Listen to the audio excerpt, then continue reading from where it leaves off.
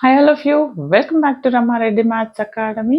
ఇదేంటిది అని అంటే ఎవరెవరైతే ఇంటర్మీడియట్ బోర్డ్ ఎగ్జామ్స్ రాస్తున్నారో అండ్ ఎవరెవరైతే ఎంసెట్ కావచ్చు ఎఫ్సెట్ రాస్తున్నారో కాంపిటేటివ్ ఎగ్జామ్స్ రాసే వాళ్ళందరికీ కూడా యూస్ఫుల్ అయినటువంటి కంటెంట్ సెకండ్ ఇయర్ 2Bలో ఉన్నటువంటి వెరీ మోస్ట్ ఇంపార్టెంట్ సర్కిల్స్.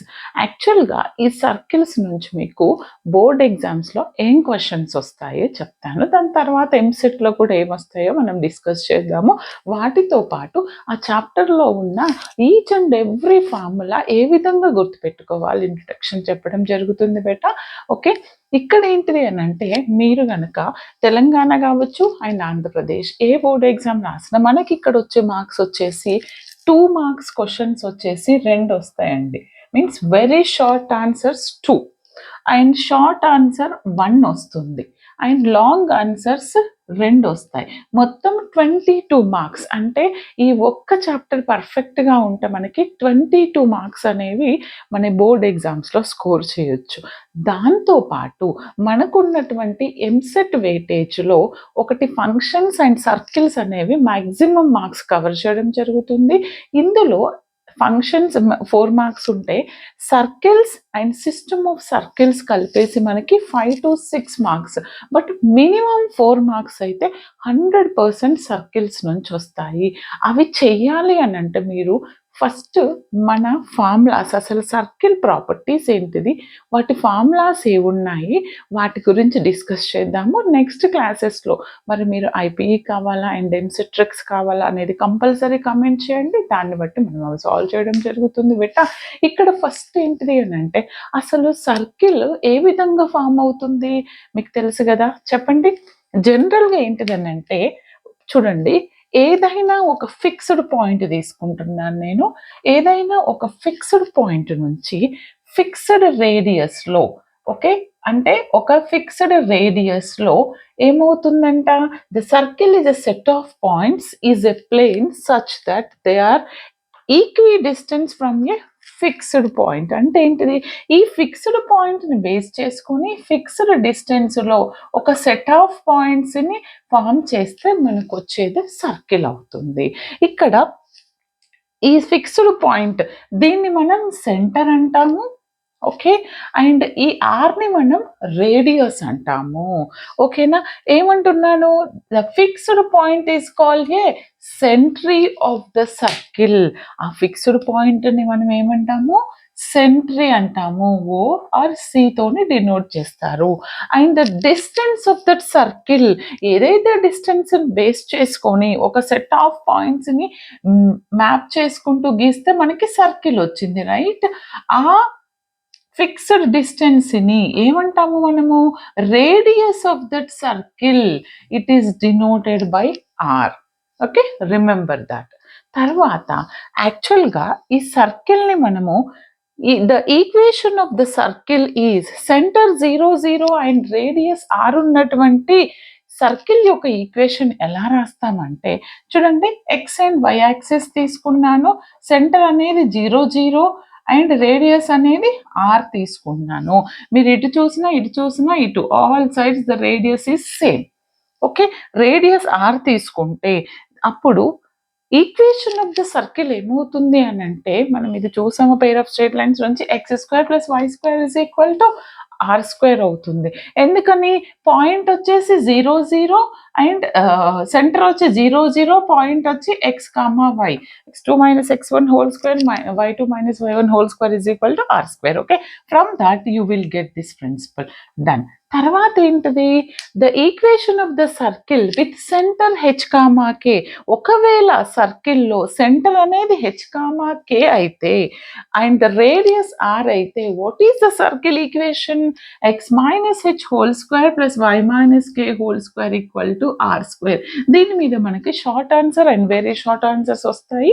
బాగా వినండి, remember all the concepts. Okay, the general equation of the second degree, ఇది కనుక సెకండ్ డిగ్రీ జనరల్ ఈక్వేషన్ మనకి తెలుసు, ఇది మనం ఫస్ట్ ఇయర్లో డిస్కస్ చేసాము. ax square plus 2hxy plus by square plus 2gx plus 2fy equal to c plus c equal to 0.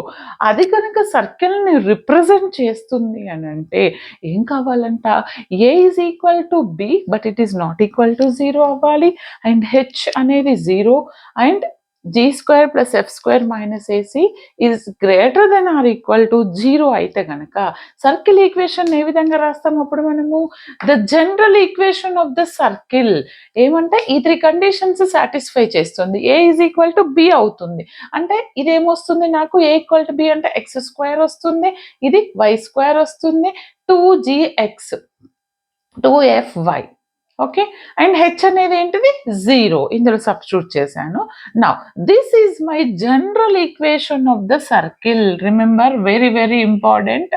తరువాత దీనికి సెంటర్ ఏంటిది, మైనస్ హెచ్ కామాకే ఏంటిది, అది ఎక్స్ కోఆర్డినేట్ వై అంటే మైనస్ జీ కామా ఎఫ్ అనేది నాకు సెంటర్ అవుతుంది. రేడియస్ అంటే ఏంటిది, G square plus F square minus C అవుతుంది. ఓకే, మరి ఒకవేళ గనక G square plus F square minus C equal to 0, then it represent a point circle. Point circle అయితే గనక ఏమవుతుంది మనకి, ఇది పాయింట్ సర్కిల్ ని రిప్రజెంట్ చేస్తే the equation of the point circle, point circle అంటే ఏంటిది, ఓన్లీ ఒక పాయింటే ఉంటుంది, అంటే రేడియస్ అనేది 0 ఉంటుంది. అంటే ఏంటిది, అట్ దట్ సెంటర్ అంటే ఆరిజిన్ దగ్గర రిప్రజెంట్ చేస్తే, అంటే X square plus why square equal to R square కదండి. ఇక్కడ నేను ఏమంటున్నాను, దట్ ఆర్ ఈజ్ 0 అంటున్నాను. అంటే నాకు ఎంత వస్తుంది, X square plus why square is equal to 0 వస్తుంది. Remember this point. Next, the equation of the circle having the center on x-axis will be in the form ఏంటంట, ఒకవేళ ఎక్స్ యాక్సిస్ మీద circle తీసుకుంటే, అంటే సర్కిల్ యొక్క centre అనేది X axis మీద ఉంది అంటే ఈ ఇక్కడ చూపించిన విధంగా ఉంటుంది. ఎక్స్ యాక్సిస్ మీద ఉంది అంటే మనకి వై టర్మ్ 0 అవుతుంది. మరి మనకి జనరల్ సర్కిల్ ఈక్వేషన్ ఇది కదా, ఇక్కడ వై టర్మ్ 0 అంటే 2fy 0 అవుతుంది. Then the remaining term is called the what, centre on X axis మీద ఉంటే మనకి this is the circle equation. Okay బెటా. Next, the equation of the circle having the center on y-axis, అంటే y-axis మీద కనుక మనకు circle ఉందనుకోండి centre, అప్పుడు x టర్మ్ x కోఆర్డినేట్ 0 అవుతుంది. కాబట్టి 2gx లో x, this term will going to vanish. Now this is the required circle equation. Okay, centre on y-axis మీద ఉంటే. అండ్ నెక్స్ట్ వన్ ఏంటిది అంటే, 2 or more circles are said to be concentric if their centers are same. ఇది మనం చూసాము 10th standard లో. Concentric అంటే ఏంటిది, సెంటర్ అనేది సేమ్. ఇప్పుడు ఈ రెండు సర్కిల్స్ కి సెంటర్ అనేది సేమ్ ఉంది, సెంటర్ సేమ్ ఉంది, బట్ రేడియస్ మాత్రం డిఫరెంట్ ఉంటుంది. ఎందుకంటే ఇక్కడ నుంచి ఇక్కడికి 1 ఉంటే ఇక్కడ నుంచి ఇక్కడికి 2 ఉండొచ్చు, రేడియస్ మాత్రం డిఫరెంట్ గా ఉంటుంది. The equation of the circle concentric with the circle of this will be in the form of, అంటే ఏంటిది మనకి ఇక్కడ this C and C dash are different and remaining all the same. Next, if the radius of the circle is 1, ఒకవేళ కనుక మనకు circle యొక్క radius అనేది 1 ఉంది అంటే, ఎటు చూసినా నీకు 1 ఉంది అని అంటే దాన్ని ఏమంటాం మనము, యూనిట్ సర్కిల్ అంటాము. Okay, and the next one, if g square minus c is greater than 0, then the intercept made on x-axis by the center, ఒకవేళ అయితే మేడ్ ఆన్ x-axis అన్నప్పుడు మీరు 2√g square minus c అని గుర్తుపెట్టుకోండి. Made on y-axis అన్నప్పుడు 2√f square minus c అవుతుంది. ఇంకా 2-3 formulas ఉన్నాయి, జస్ట్ నోట్ డౌన్. చూడండి అమ్మా, another 3 more formulas. టోటల్ మనకి 18 ఫార్ములాస్ ఉంటాయి. వెరీ సింపుల్, ఒకటికి 2 సార్లు చూడండి మీకు ఈజీగా వచ్చేస్తాయి. ఇప్పుడు నేను ఇక్కడ ఏం చెప్పాను, ఎక్స్ ఇంటర్సెప్ట్ ఉన్నప్పుడు మనకి 2√g² మైనస్ సి వస్తుంది ఎక్స్ ఇంటర్సెప్ట్. ఒకవేళ if f square minus c greater than 0, then the intercept on the y axis ఉన్నప్పుడు is for this circle y intercept అన్నప్పుడు 2 root gf square minus c. Remember that. And next one, the equation of the circle whose diameter extremities are x1 y1 x2 y2 is అంటే అది మనకి x minus x1 x minus x2 plus y minus y1 y minus y2 equal to 0.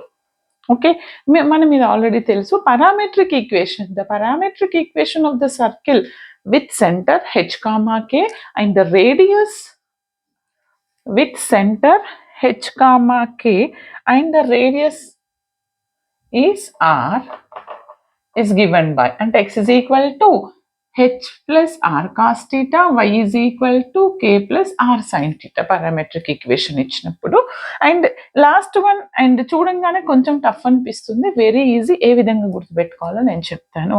The equation of the circle passing through 3 non collinear points, that is x1 y1 x2 y2 x3 y3 ఇచ్చితే, non collinear అన్నప్పుడు మీరు first x y ఈ c, next third ప్లేస్లో 1 తీసుకొని x square plus why square multiple, తర్వాత ఎక్స్ని replace చేస్తున్నారు, x ప్లేస్లో సి రాస్తారు, రిమైనింగ్ దీస్ టూ సేమ్ రాస్తారు ఇక్కడ. ఓకే, ఇక్కడ ఎక్స్ ప్లేస్లో సి రాస్తారు, ఆ ఎక్స్ని ఇక్కడ కామన్ తీయండి. తర్వాత ఎక్స్ సేమ్ రాస్తారు అండ్ వై ప్లేస్లో సి రాస్తారు, ఇంటర్చేంజ్ వై ప్లేస్లో సి రాస్తారు, రిమైనింగ్ దిస్ సిని 1, అప్పుడు y ఉంటుంది ఇక్కడ. తర్వాత దాంట్లో x y c ఆల్ ఉంటాయి.